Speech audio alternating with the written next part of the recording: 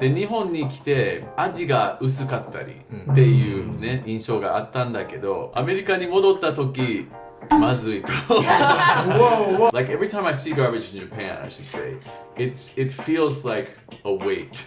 Like it's a responsibility. Pop music, historically in America, it's like a radio thing. And why are you listening to the radio all the time? It's because like you're in your car listening to the radio. And pop music in Japan historically was more a TV thing. 宗教に対する思いと熱心。こんにちは、全人類と友達になる男もくがみスタウチです。そしてそうです。アンです。花です。バインです。and joining us again 毎度ドクターキャピタルです。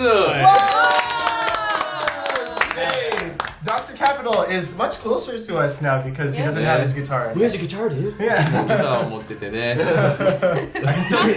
今何これ今日のテーマはドクターキャピタルさんの逆カルチャーショックについてついにね、音楽以外のテーマでございます。コメント欄でもねたくさんあるんだけど、キャピタルさんの音楽の話もちろん面白い、音楽以外の話もこれ絶対面白いでしょトークっていう声がねいっぱいあったわけですよ。ですので定番企画の逆カルチャーショックをキャピタルさんできたりしますかねって言ったら1秒後できますってこう帰ってきたので、なんとね今日もいくつかトピック揃えていただきました、話していただきたいと思います。逆カルチャーショックすごいね。みんな経験してますね。本当ですか。まずは日本に来て、この国変、この国面白い、この習慣何、これどういう意味、いやアメリカの方がいいとか思ってて、でだんだん慣れてきて、でも自分のそのもともと持っていたアメリカのねカルチャーずっとそのまま持ってると思いきやアメリカに帰ると、いやアメリカめちゃくちゃ変って思う。逆カルチャーショックということで今日はキャピタルさん逆カルチャーショック聞いていきたいと思います。それでは Let's find out! 1個目食べ物。食べ物 Which one? Which one? There's many 食べ物。一番わかりやすく言うと、アメリカに戻った時まずいといろんな食べ物がまずいと思ってしまう。怖いもうそう結果を先に言ってしまったけど、まあどういう流れかっていうと、アメリカ育ちでこのサンドイッチ美味しいね、このハンバーガー美味しいね、このブリトー美味しいね、このお寿司とか美味しいねって思ってて、ね、ずっと食べ物美味しい食べ物ばっかり、もうここのお店も美味しい、スーパーで買った冷凍食品も美味しい、もうおかんが電子レンジで作ってくれたあれも美味しいって思って、で日本に来て味が薄かったりっていうね印象があったんだけど、やっぱ慣れたらこの味が薄いんじゃなくて上品だったり、まあもちろんもうジャンクもありますよ日本でも。でもやっぱ日本ってグルメじゃないですか、かなり全体的に。でもいろんな美味しいもの食べて、で例えばホストファミリーと一緒にお寿司食べたら、いやキャピタルという呼び方じゃなかったけどねあなた醤油とわさびをつけすぎだよって言われたりして、Oh, because the food is so usui over there that you need to pound it with wasabi and shoyu. Is that what you mean? Yeah, well, basically, when I was eating sushi in America before I ever came to Japan, like sushi consists of like 5 things. There's like a piece of fish, there's some rice, there's soy sauce, wasabi, and the ginger, the sliced ginger. And you just like combine them all and then eat it. And so you mix the wasabi in so that your soy sauce is like a green soup almost. That's how you do it, dude. And then just like totally drench the rice and then like maybe put like the ginger on top of the sushi and eat it all together. So like then my homestay family mother was like, you know, you're supposed to enjoy just like the taste of the fish, and it didn't even occur to me that there was like vinegar in the rice. Like I wasn't paying attention to that, even though that's the main thing about sushi. Like I'm thinking about it in Japan. So, you know, like as my tongue became accustomed to the style of like eating sushi, like that. And eating all the other different things that are very delicious in Japan. Of course, I missed my hamburgers and burritos and my microwave stuff. But when I got back to America, everything tasted really bad. Because I got used to the Japanese kind of gourmet style. I just felt like everything was off. It was like... Too strong. Yeah, like it would be too salty, or there would be too much butter, or there would just be the balance of the herbs was not right, or the balance of the fish and the rice was not right. Just like everything felt out of focus and unbalanced. Did you guys feel that? I have a personal experience when I went to Vancouver, right, which is known to just have like a big Asian community, right? And I went to an omakase there, and the chef said that, oh, this is all from Japan. You know, but to the regular foreigner, wow, it's from Japan. But me, living there, so it was on a plane, frozen, to get all the way here to remain fresh, and then to my plate. And then I had it, and I'm like, well, yep, it's definitely from Japan. It's like 2 days later of the fresh fish that you could actually have. Right? Tastes like it was a bad flight. Jet lag fish. Jet lag fish, exactly. It seems to me that like North American food is like, it's like condiments first, and then the food is like after, like the actual substance of it. It's like you're eating like your sushi example before. It's like I'm here to enjoy soy sauce and wasabi before I can enjoy the sushi itself, kind of thing. I mean, it's how we master out the taste of the GMOs. That's the only way. Right. Like you think about like a chili dog. You know, you've got like a bun and then a piece of meat, and then maybe there's like some cheese on it. And some chili, and then you're also gonna put on some like mustard and ketchup and like maybe some mayonnaise and some relish, and throw a couple pickles and some jalapenos on there. God. It's just like this style of like piling so much stuff on, like the meat, like the hot dog itself is maybe like 1/3 what you're putting into your mouth. Yeah. And it's okay that it disappears behind all that other stuff. Would you like some meat with your sauce? Yeah. Right? That's definitely a style of doing it. Yeah. Same thing at like Subway, you know, it's like you go and get a sandwich, like I'll have the meatball or the tuna or whatever, and it's like can I have all these comments on every single thing. Yeah. And sauce, and so 日本人のイメージとしてご飯って素材の味を生かすみたいなのが結構一番大切っていうか一番上品とされてるイメージがあるけど、アメリカってどんな感じなんですか？そのやっぱり一番いいのはその食材の味をそのまま生かした方がいいとされてるのか。 A lot of the famous things that you might eat, whether it's like a canned thing or in a box, or like it's a famous brand that everybody eats, like it was made on an Excel sheet in the kitchen. They're like, what's the cheapest way and the best price point for sure. And I think like in Japan that wouldn't fly. Like I think there's a lot of restaurants in America where they're serving food that in Japan just people would be like mazu, and then you wouldn't have any customers. So like you have to have, like it has to be a little bit more delicious in Japan in general to even exist. Then there's the thing with the sauce. Then there's other stuff just like texture. Like if you get pasta in America, even from like an expensive Italian restaurant, the noodles are too soggy usually. If you don't ask specifically for al dente, then it's gonna come out and it's gonna feel like too loose, soggy, too kind of grody. Like, yeah, so you get pasta in Japan, it's always like a great, you know, feeling al dente. Mouthfeel. Yeah, 歯応えあるじゃないですか。で、アメリカで基本的にラーメンにしてもパスタにしても茹ですぎた状態の。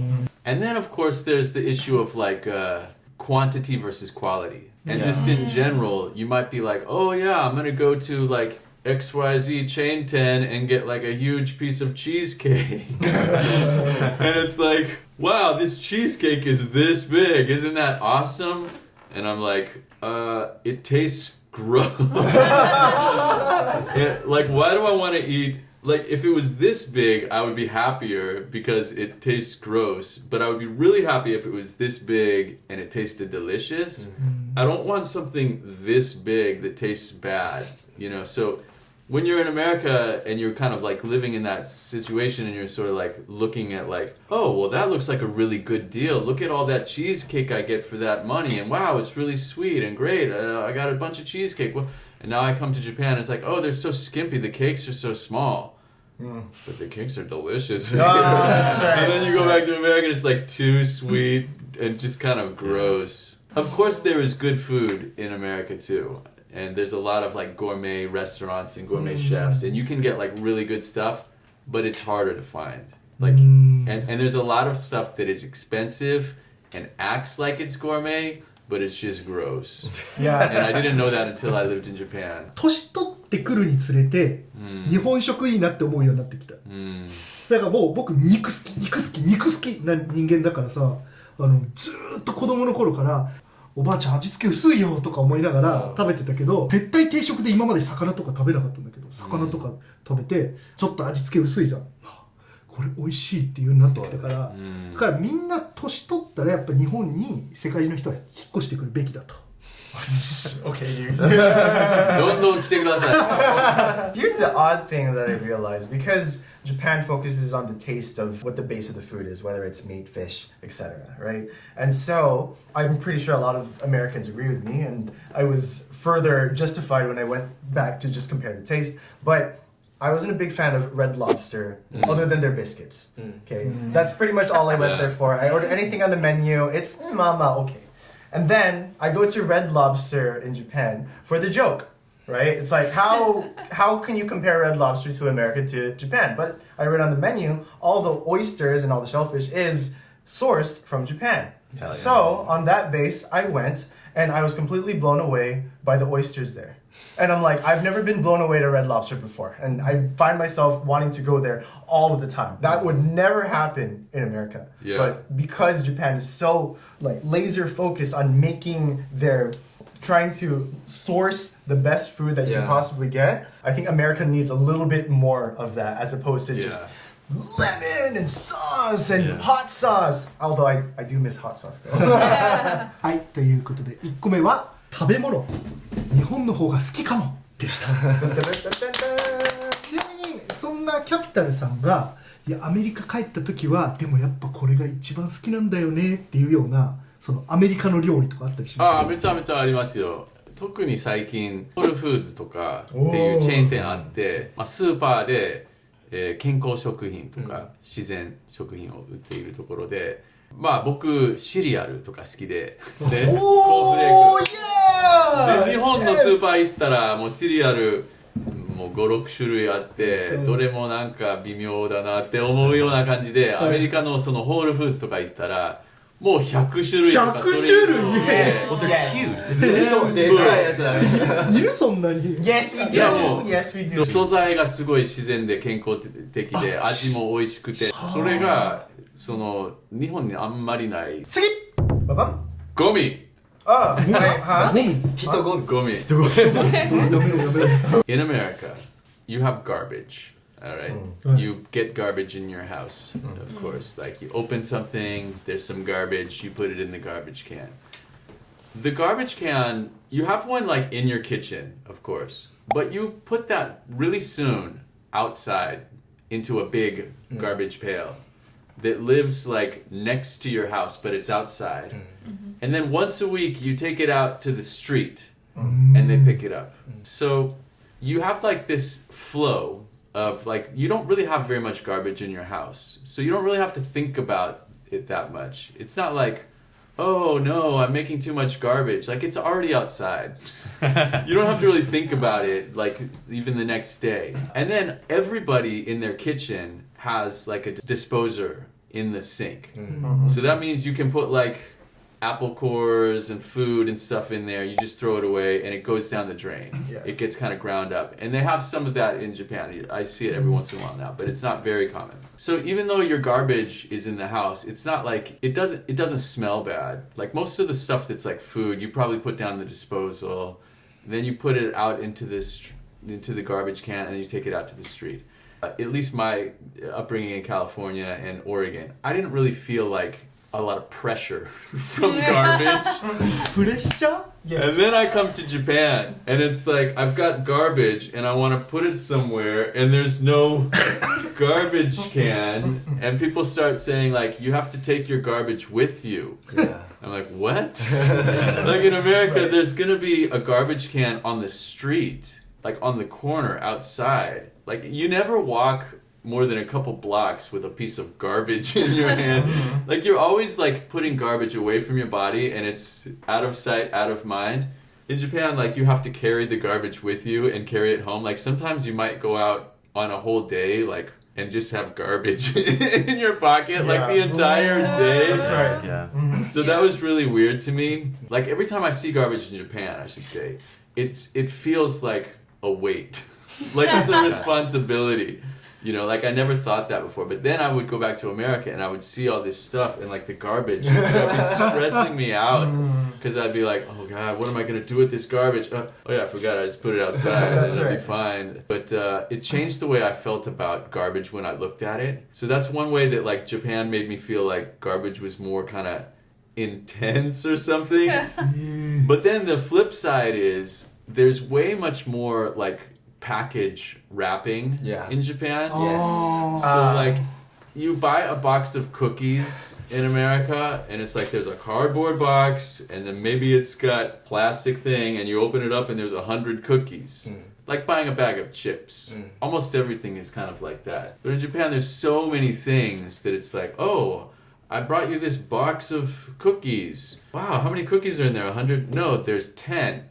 You have to unwrap it and then open the box and then take off the plastic covering and then each one is individually wrapped and inside of the individual wrapper there's also a little piece of cardboard and like a silicone gel and then there's a piece of paper inside of it that's explaining what the factory and I'm just like, whoa. So wait, I have a great example actually. Okay. Well, indeed, there is a box, right? And now there is individually wrapped things, and you have to get the biscuit out, right? And then there's also this an explanation. yeah, exactly. And then there's this part as well, as opposed to America, where all of these would be unwrapped in, as Kawako-san said earlier. They'd be like broken too. Like how Yes. And for the same price, you would have 3 times as many of them in there because of the quantity versus quality thing, perhaps too. 日本人の目線からしたら、もちろん環境には良くない。これをもう理解している。申し訳ございません。Okay, go with the 言い訳 now. ただ、みんな困らないのこれ。これさ、全部一つの袋に入っててさ、一気に食べれないじゃん。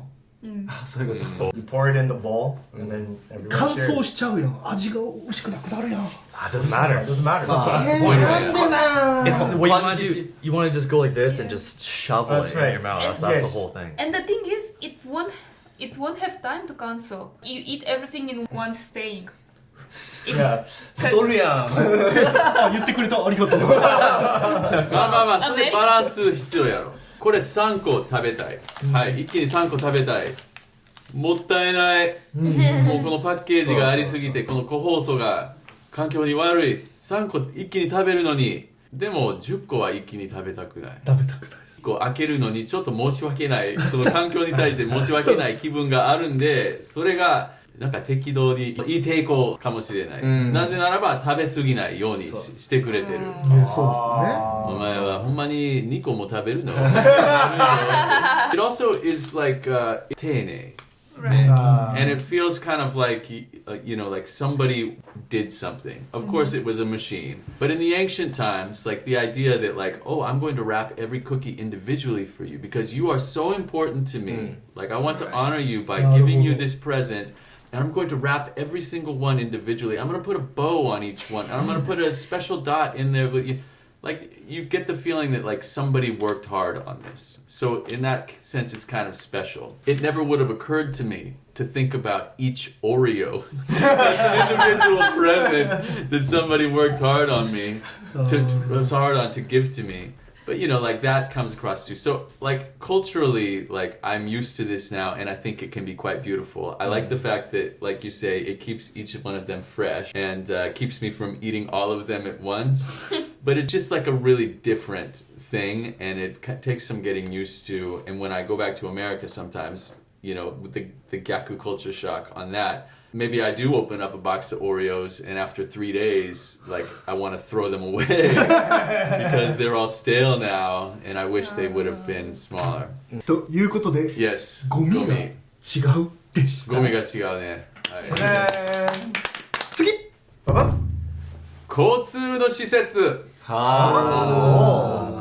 交通の駅とかってことですか？駅とか、まあ、バスとか市バス、電車、いろいろね。アメリカやったらもう生まれ育ちも例えば田舎じゃなくても、都会でもだいたい車生活が多かったりして、でも毎日学校に行くのも車で行くとか、アメリカは16歳くらいから乗れるんでした。そう、15歳から一応運転できるんだけど、それは親が隣に座ってたらだけど、キャピタルさんいつからされてたんですか？もう15歳誕生日の日から運髪の毛転してて、ファーってこうやりたい。そうそう。 Yeah, it's a huge milestone. It's like 15 years old, get your license, because it's kind of like the Yeah. mentality. Yeah. So you're just driving all the time, and that feels normal. And every place that you go has a huge parking lot. Like any kind of supermarket you go to, you can park maybe 300 cars there. You know, it's a huge parking lot. When I came to Japan and I was living with a family and they had a car, but like they only used it maybe like 3 times the whole year I lived in Japan with them, because we could walk 3 minutes to the station, or maybe, and there was another train line, there was 10 minutes that way. Like basically any place I wanted to be in Japan, whether it was I want to go to Shinjuku, or I want to go to Nara, or I want to go to like, you know, Nagasaki. It's like literally I can walk 3 minutes from the house and get on like a train, and I'm going to transfer to another thing, and maybe the Shinkansen, but 2 or 3 transfers, and you can get anywhere in the whole country. Yeah. Japan. Yeah. Also with the flights, you know, I wasn't doing this at first, but like later on, I started taking domestic flights. All of the local airports in Japan, like they're cool. They're really easy. So you can just take a train, Yes. get to the airport, boom, next thing you know, you're in Sapporo. Yeah. Wow, that was easy. They're actually pretty near to the city, right? The airports, the domestic airports. Yeah, exactly. Like in America, if you want to go from LA to San Francisco, there's no train for that. They wanted to make one forever. They still have not. There's no train for that. So you can take a bus. It takes really long. Or you drive. And it's like a 6 or 7 hour drive. So everybody is driving. All the driving that felt normal to me when I grew up in America, after coming to Japan and spending even just 6 months, just like taking the subway, taking the bus. When I went back to America and like tried to live life without a car for a while as a college student, I found it very frustrating. Public transportation, people don't feel as much like responsible for keeping it clean or something. So if you're like in LA and you're riding on the metro, like maybe there's graffiti on there, or maybe somebody's like marked up the window with like a knife or something, and maybe there's like some garbage in there, maybe like the seat's really gross, and maybe the person sitting next to you is really gross or kind of scary or whatever. So like that was intense reverse culture shock. It just makes more sense why a lot of Americans listen to podcasts, because that's all they can do while they drive, right? There's people reading manga on the train. Yeah. There's people who are working on the train, like this guy has his laptop out. You don't really get the freedom to do that if you're driving all the time in America. So we get all of our content by listening. I wonder how many people in America just put this YouTube on and then just listen to us like a podcast. There's a lot of people who do that in their car.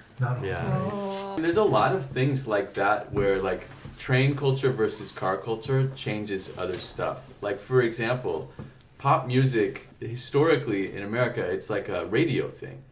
And why are you listening to the radio all the time? It's because like you're in your car listening to the radio. And pop music in Japan historically was more a TV thing.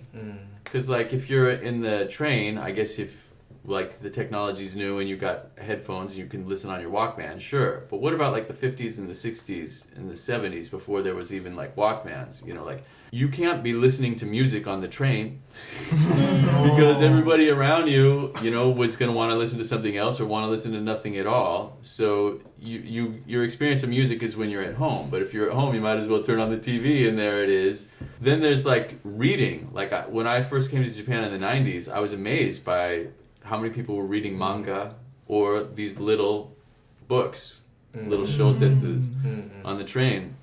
I was like, wow.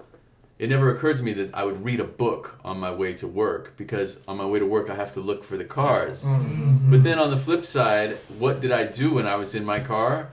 I would have like a loud phone conversation with somebody, or I would practice singing.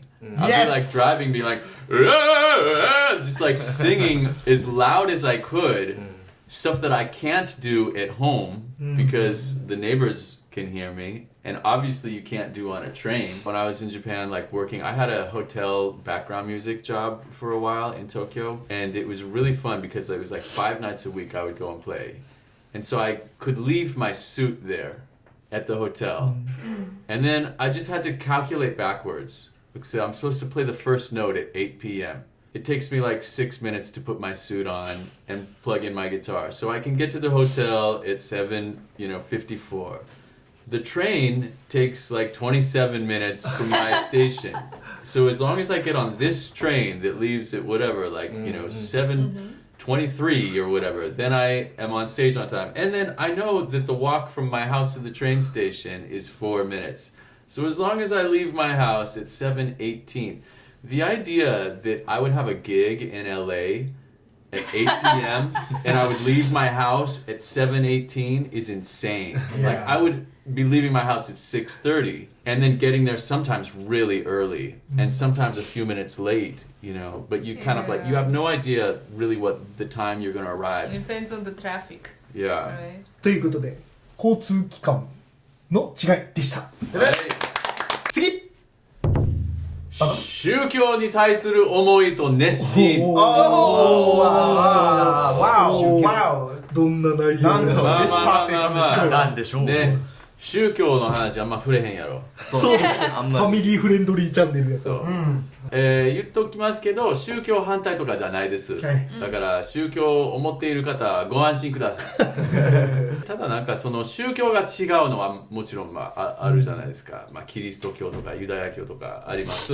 で日本来たら仏教や、神道というね、その神様の宗教もあって、ただその宗教の違いというよりはその宗教に対する思いと熱心があまりにも違いすぎて逆カルチャーショックを受けましたね。What I'm talking about is basically, like if you go to church in America, some people are very like devout and very serious about it, and they're gonna like really work hard to follow all of the rules in the Bible and to be a good person, and then they go to church every single Sunday and they pray every single day, and they maybe even read the Bible every single day, and maybe they go to like a Christian school and it's like a part of their learning, they're really studying that.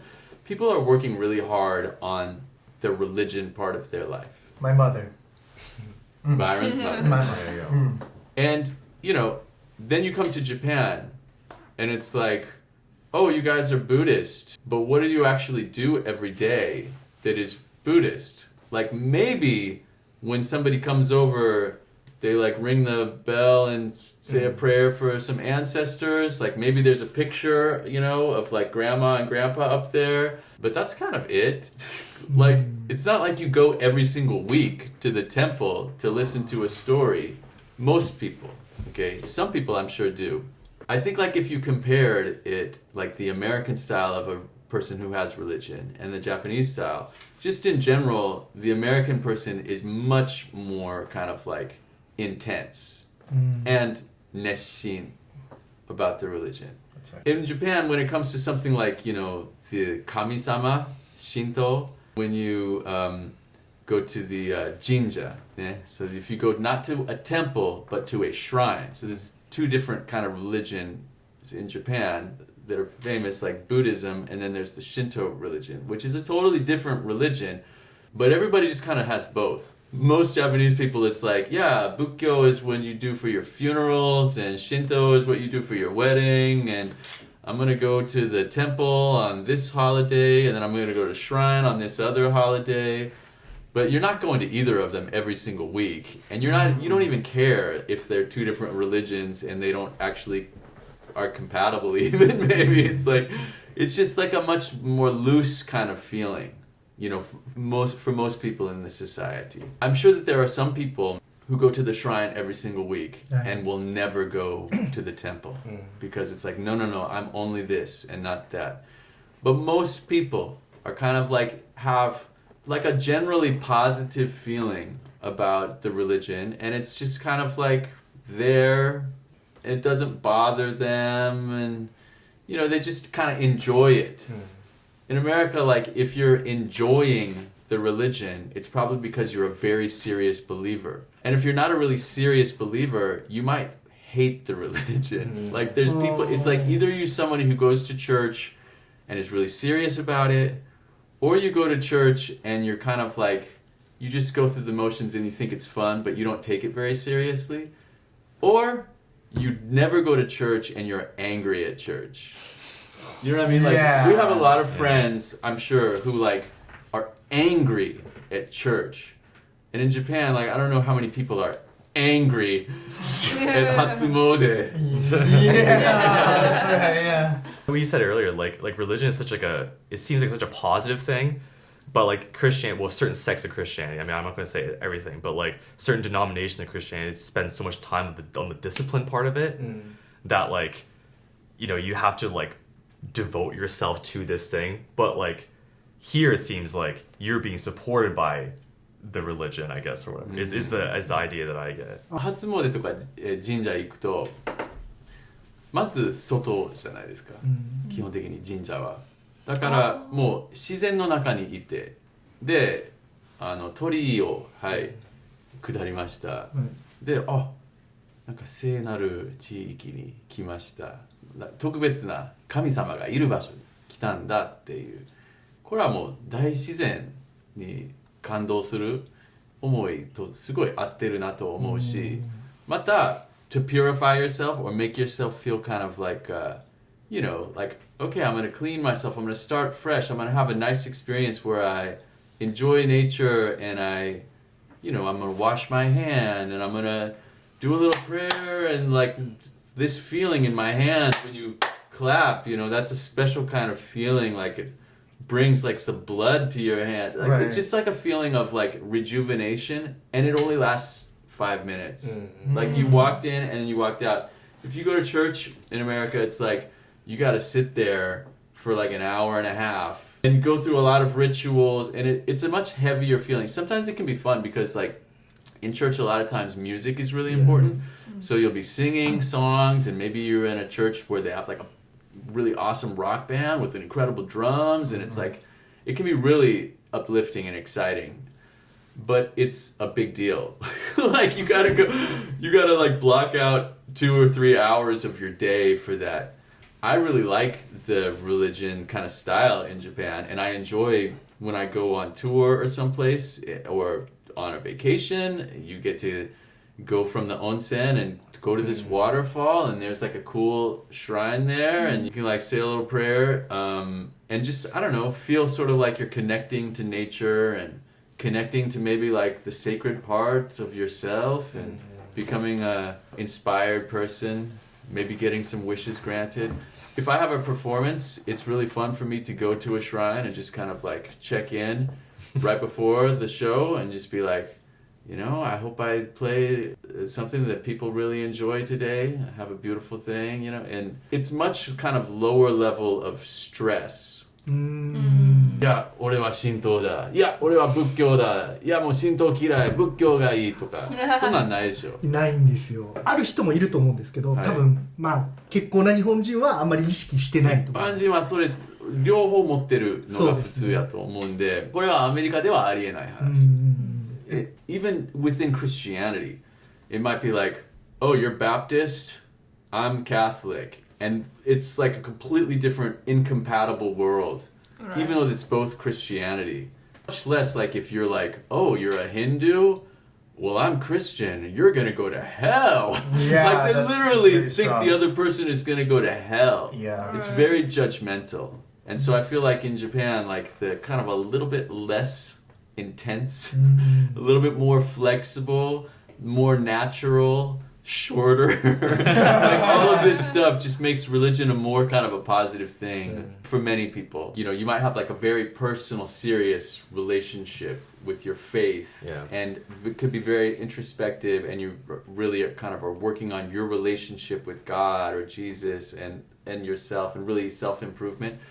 those are really beautiful and powerful things. And it's not just in Christianity, of course, but that's what you and me, I think, are more familiar with. And that could maybe help Japanese people a little bit to have some more of that kind of like... In Japan, you know, like, you have a lot of rules in society, and you can live a very peaceful, happy life. I don't know about happy or not, but you can live a very peaceful, satisfied life inside of that's, you know, with little contact. But you don't really need to do, you know, like so much therapy on yourself to succeed in society, because society is kind of set up for you to like live a peaceful life anyway. So like the function of therapy and self-improvement that you get out of like the style of being more serious and more nesshin about your religion can also be really helpful. So I think there's like pluses and minuses. ということで宗教に対する思いが違うでした。次。上下関係でのコミュニケーション。Oh my goodness. Just refer to everyone as Omaya and then you'll be fine. There you go. There you go. Okay, so like the generic way of thinking about it, which is not based on a fantasy, it's kind of based on some reality, but it's too simplistic. But the generic way of thinking of it is like, in American culture, everybody just talks like totally straight. And there's no such thing as keigo. And then in Japanese culture and language, you have like many different levels. Like there's like tamego, and then there's like teinego, and then there's like tonkeigo, and there's different kinds of keigo levels. You know, like we know that there's a lot of you know, kind of rules and structures inside the language in order to like be very aware of like, okay, I'm 35, this person's 36, so I'm going to talk up to them. This other person here is also 35, but they were born in January, and I was born in, like, February, so they're a little bit my own Isan. It's just, like, the level of, like, paying attention to and modulating your speech patterns and your behavior to, you know, like, hierarchical relationship that you have with somebody, if they're older than you, they're your senpai, or if they're your boss or whatever, it's a very different communication style in general than in America. Like, first of all, if you're in school, you don't have like senpai and kohai. Maybe like the senior, you think they're cool and you're a freshman and you know they're older than you, but it's not like you're going to speak keigo to them or something. You're just maybe be scared of them or be impressed by them. I don't know, like you don't have this communication style where you're actually going to change the words. But that's not totally true. Like we also do change the words a little bit. Like, so if you're in America and you're talking to your boss, you're not going to be like, dude, you look like crap today. Unless you're very good friends with your boss. Right. Or your teacher or something. You wouldn't say like, Professor, give me that book. You would be like, excuse me, Professor, do you think it would be okay if I borrowed this book from... Like, there's just... It's not keigo per se, but it becomes more polite if it gets a little bit longer and more kind of like tomawashi ni. So it's not like in America it's all direct, and in Japan it's all, you know, like modulated. But it is more direct in America, and it's more modulated in Japan. So after I got used to living in Japan and speaking with, you know, like desmas generally to people before they become close friends, and then maybe always to some people, and then also speaking keigo to some people, like, but when I got used to thinking about that more and using it more, after I got to America again, I got some reverse culture shock on that, because sometimes you see somebody who does say, hey, professor, give me that book. And yeah, like when you're in America, you're just thinking like, well, that dude's not going to get the book from the professor because the professor probably hates that guy now. But like after you live in Japan, you see that and you're just like, what the? Yeah. It's like watching a car crash or something. That's right. Because, you know, a typical conversation between a shacho and just someone who works there is like, let's say I'm going to Aaron. Hey, Carl, how's your day going? Yeah, what's up, dude? Yeah, how's your weekend? Yeah, not Yeah. bad. How's it going? Oh, okay. Well, you know, I'm doing great. I'm gonna go get back on the report to you as soon as I can. Oh, yeah, great. If you get that to me by the end of the day, I'd be sick. All right, Thanks, great. dude. All right, have a good one. We don't do that. But Yeah, but that's pretty much how you talk to your CEO of your company. They're just a regular. Yeah. they're just a good but person. Yeah. There's the sonzai of teinego for sure, but then to joge kanke all the way down to just do the most humble that you could possibly be to the shacho because they are bestowing you with a job. Right? There's really none of that in these days. This is where the reverse cultural shock aspect comes in. Like sometimes I think like, you know, there is a way to grow up in America and your parents teach you be respectful to the older people, you know. And so you kind of learn to be kind of polite. And it does help you in business to be able to go into an interview and be respectful and polite to somebody. Every once in a while, especially as a college teacher, I would see like a 19-year-old or a 20-year-old who didn't have that at all. And they would just speak like they were talking to their homie to every single person, no matter how old they were, whatever the relationship was, and even if they had like, you know, some power over them or something. So for instance, I like to provide work opportunities for my students whenever I see one.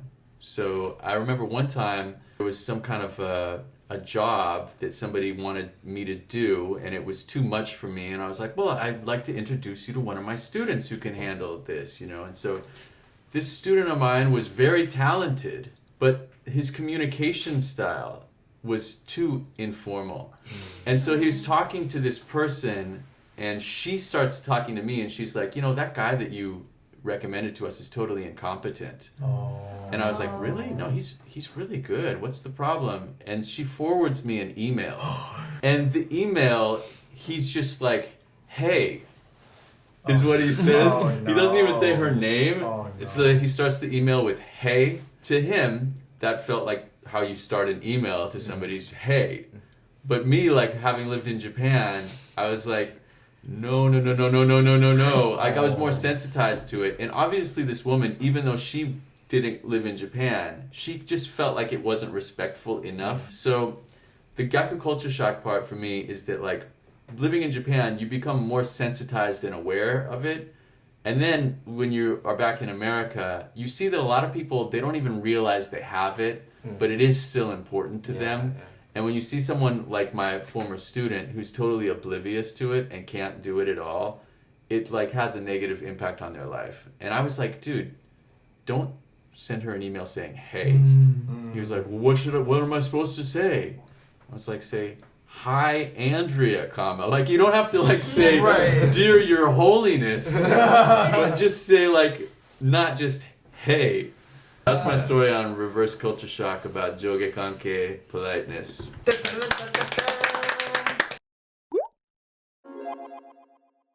はい、ということで今日はドクターキャピタルさんが感じた逆カルチャーショックについて話していただきました。今日は楽しい話ありがとうございました。ありがとうございました。 Alright, Dr. Capital, if there's anything that you'd like to plug for our audience. I have a lot of performances and new music and some YouTube videos. I just would like you to please check my YouTube channel and my website, and then let's go meet at the live house. Hey! キャピタルさんの YouTube チャンネル、サイトは概要欄貼っておきますので皆さん必ずチェックをよろしくお願いします。他に僕らに話してほしいトピックがあればコメント欄までよろしくお願いします。それでは次の動画でまたお会いしましょう。バイバーイ。